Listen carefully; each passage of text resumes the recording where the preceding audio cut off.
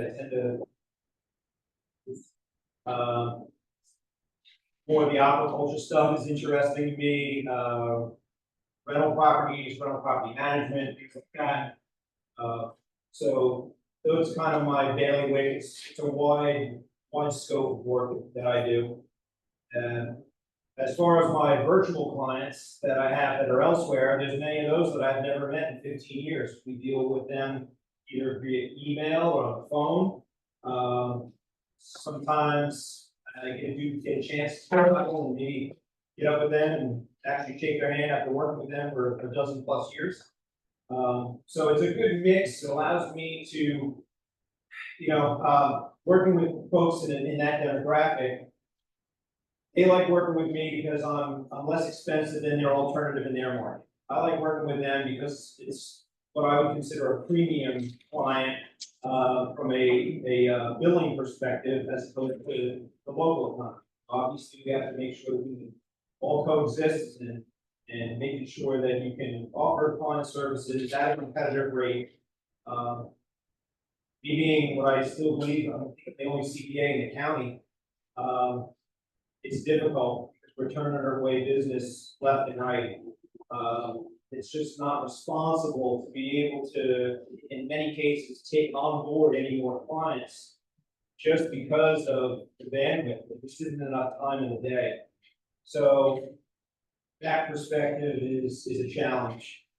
The other challenge is that there isn't this rising crop of youth that are looking to get into my type of business, which is rural country accounting or even suburban country accounting, tax reporting specifically. I come from a craft where the busy season, which is January through the end of April, that's a 12-hour day, that's 6 to 7 days a week, and then you fall back when May comes to a 50-hour week. That's no longer what it is for students that are coming out, getting their CPA and getting into practice. The big houses like Deloitte and Touche and Ernst & Young, they're offering unbelievable compensation packages and benefits packages, free time. It's more of a millennial geared opportunity. It's a lifestyle opportunity. They've been able to identify that works for them.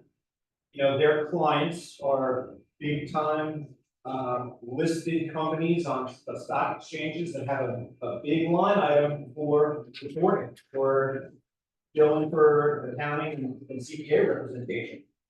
So when they're coming out of school, making close to 6 figures, plus all the benefits, and then their busy season is 45 hours a week instead of 35, it's almost impossible to entice someone like that to come in and take a 50% pay cut and work more hours in an environment that, while many of us that are here are a little longer in the tooth, there's not a lot on the shore quite yet. It's getting better to offer people in their late 20s or early 30s. So that's been a difficult challenge for me from a practitioner standpoint, dealing with what inevitably is the competition. Subject I have 3 or 4 friends that are accountants, and the problem is this is the big firms because these are people with kids that don't work. Because accounting used to be, like you said, it's tax day, but it's 12 months a year if you're going to be a corporate. And they don't want to put time. Even family members that has account. He can't get his kids, and it's just the way it is. Account. I'm sorry that you were pointing. It wasn't just the shore, it's New Jersey. Yeah. And that's a populated area, and they still don't want to put time. Well, the employers are conforming to the employees. Right. So they'd rather have the staff populated, they have a line item in the budget, they have the means to employ them. It's just going to be more at a palatable rate. I think it's probably a healthier, more sustainable environment for young people that are looking to tackle a 30-year profession. What we do yesteryear in the accounting world isn't typically sustainable. It can drive you into the ground. But it's like anything else. Humans are creatures of habit, get into a routine, it's a busy routine, it's just repetitive. You end up turning around 20 years later, we're still growing it away. But I really do enjoy being, in the local fabric in the community. I also have a real estate license, as Katie had mentioned.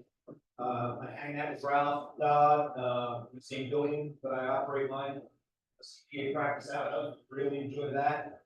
Kind of adds a little bit of a diversified element to what I do in the day to day. Typically, busy in the winter, tails off in the spring, it's busy again in August for all the late reporting. But just, and I don't know, I don't want to burn up your time, I don't know if I want to take the microphone here. No, two questions. Sure.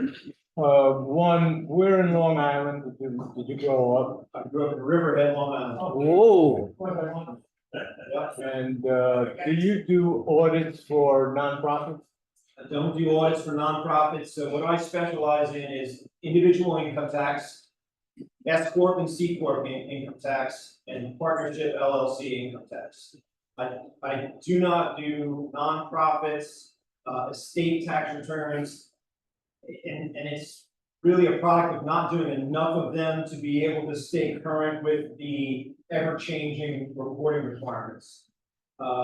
So really, I'm limited to the individuals, businesses that are formed in an LLC fashion or S Corp or C Corp fashion. I'm curious, what for a vacation or whatever, right? I assume you're still on the clock, answering phones when there's a question that pops up, on the wall. And I think the other question is, sooner or later, you're gonna want to retire. Do you feel some type of responsibility to redirect your 150 clients to somebody else, or, hey, I'm retired, not my problem? Well, I'm 52. I think that I've got another 10 years left in me, if I'm fortunate, maybe a couple less, I don't know. My daughter is in business school at JMU, so I'm kind of leaving that out there as a possibility of something that might, come to the top. If not, when I first came to the shore, I did work for Gary Ginsberg, Nottingham and Math for a couple of years when I first relocated.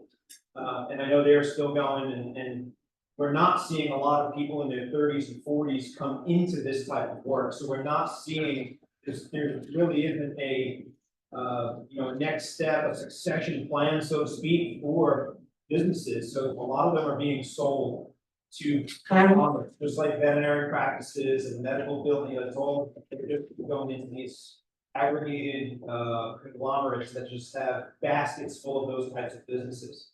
But I hope that I have a few years before I can consider that. We'll have to take it from there. One last question. I really, where the university. This game pulled me in.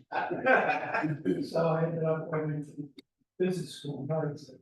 And one of the president said back in the 70s, it said, you're gonna need an accountant and a lawyer on your personal, part of your retainer, because it's getting so complicated. And I find that a lot of people that I know in Jersey, they are both accounting and lawyers. Yeah. I find that interesting. Yeah, there are JDs. I think, it's tough to, JDs typically are dealing with higher end, more complex stuff that might be close to something that might see a circuit court or be heard by a judge. Also the smaller stuff, but, yeah, a lot of people do go for both designations. Dan, we thank you. Yep. I know we run out of time. Thank you very much.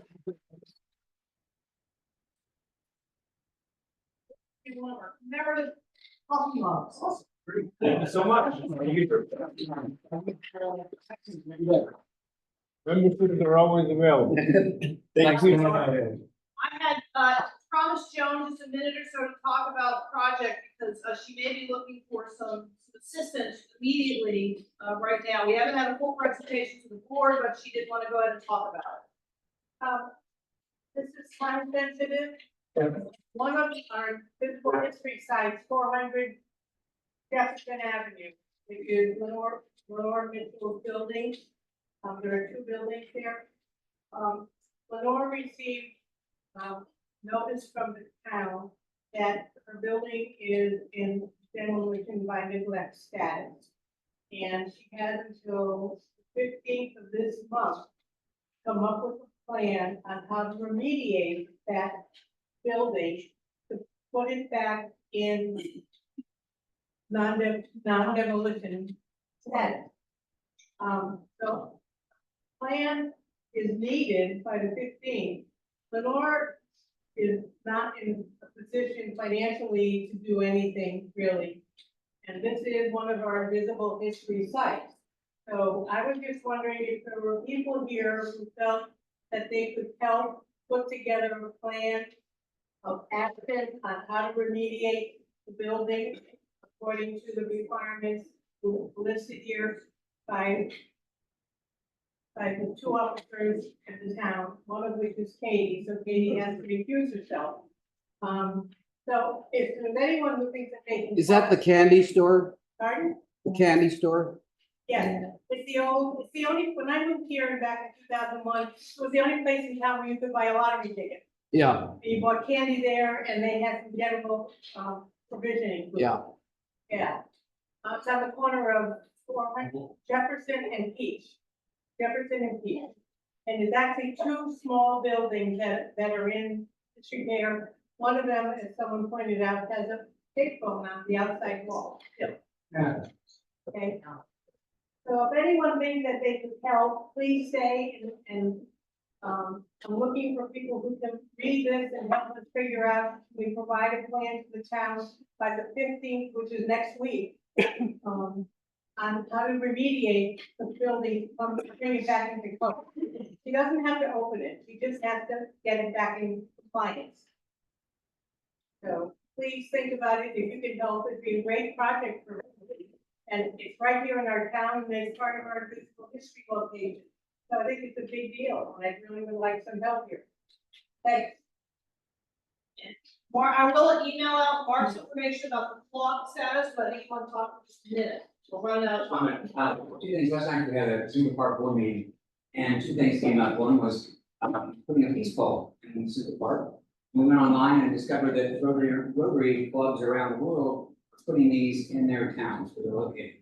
And it's cool, it's just a, and make peace prevail in 8 different languages. And, there's a whole process that they encourage you to do, and I want to thank the board for approving today the $500 cost of that. The other thing is the clock money has been raised. We've got $9,500 for the clock, and I did submit a request to have the club cover the cost of the plaques to recognize the difference in those things. So that's been submitted. But We ran out of time to discuss it today, but we will get back to you. yes, Thanks, everybody. I think we can stand and do our 4-way test.